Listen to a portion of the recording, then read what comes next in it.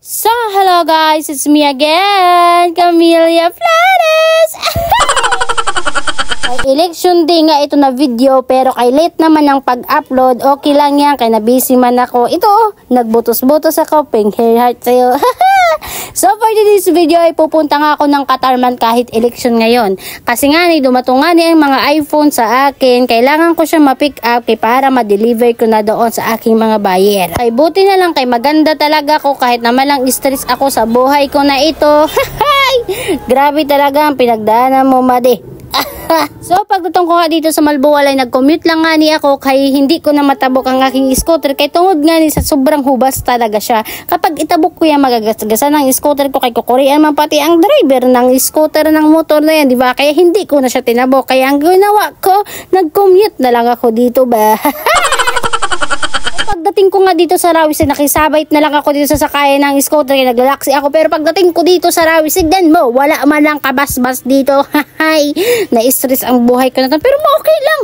Okay lang, tanggap ko kay buti na lang. Maganda talaga ako. Pero kay hindi ako talaga sumuko. Buti na lang dumating ng minibus tapos sa swertihan pa talaga ako. Kay sabi man lang sa akin ng driver na, Miss, dito ka na lang sa unahan sumakay kay para hindi ka daw pagloray. Tapos ginawa ko, nag-selfie ako dito. Ay, talaga nga naman. Yun na nga, aagiyon ko lang si Tupper dito sa pambuhan nga, para iupod ko siya sa Katarman, hindi pwede ako magsayuan. Tapos din dito, ay, nagsasandal-sandal siya, feeling clingy man ko no. Tatsin! Ito naman, good man. Hala, Diyos ko Lord! Lay!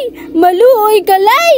Ginoo ko, Lay! Maluoy ka! O diba, kaysa sobrang pag inarte nating dalawa, himbis na nandyan ako sa unahan, naging punta talaga tayo dito sa likuran. Pero okay lang, kay ang sweet naman ng dalawang ito, ay talaga nga naman na sweet talaga sila.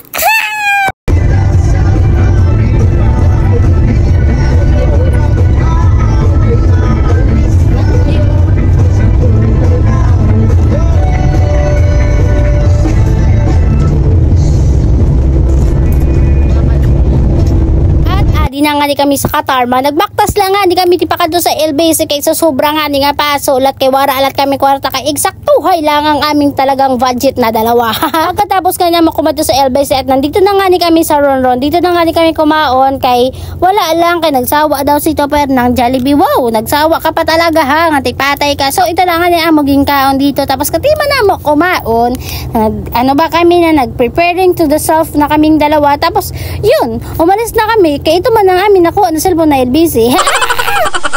Ima na mo kumaon sa Ronron, gumawas na nga ni kami, tapos ito na, naganap na kami ng minibus sa Charan, nandito na kami sa minibus, kay uuwi na kami kay mabotos pa nga di si Topper daw. Tapos ito, nagsandal-sandal na ako sa kanya kasi nararamdaman ko na naiiwan niya na ako kasi mag-isa na naman ako na babae papunta ng Rawis. Ay, totoo talaga, kay nagsayuan na talaga ako pagbiyahe papuntang Rawis, kay ito na nga, lumugsad na siya doon sa pambuhan, tapos ako ito, nagbiyahe na papunta ng Rawis, kay kailangan ko din umuwi, kay ang patata man ba, magtangsang. Tignan mo ang bilis-bilis ng pagdayari sa buhay natin, di ba?